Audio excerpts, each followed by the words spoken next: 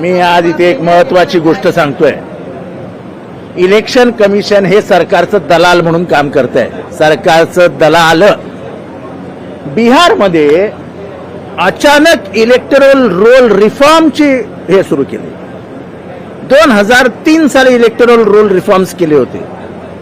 बिहारच्या निवडणुका 3 महिन्यावर आहेत. आता गरज काय होती इलेक्टोरल रोल रिफॉर्म्सची?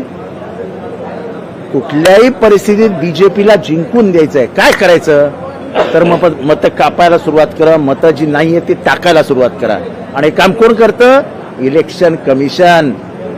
मी अत्यंत जबाबदारीने हे सांगतोय की इलेक्शन कमिशन हे सरकारचं दलाल म्हणून काम करतंय. बाबासाहेब आंबेडकरांनी जी इलेक्शन कमिशनची कॉन्स्टिट्यूशनल प्रोव्हिजन केली होती, संविधानिक अधिकार दिले होते, संविधानाच्या माध्यमातून इलेक्शन कमिशनला स्वतंत्र अस्तित्व दिलं होतं,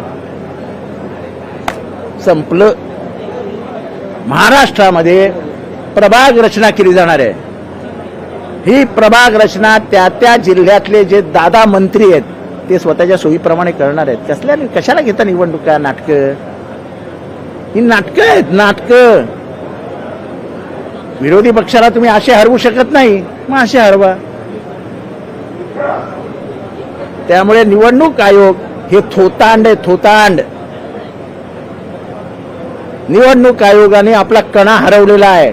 मी स्वतः याबाबत निवडणूक आयोगाकडे तक्रार केलेली आहे. आणि बिहारचं उदाहरण तर स्पष्ट आहे की पुढच्या निवडणुका या कुठल्याही स्वतंत्र निवडणुका नसतील, त्या केंद्रातलं सरकार आणि निवडणूक आयोग हे संयुक्त विद्यमाने लढवतील. त्यांची युती झालेली असेल.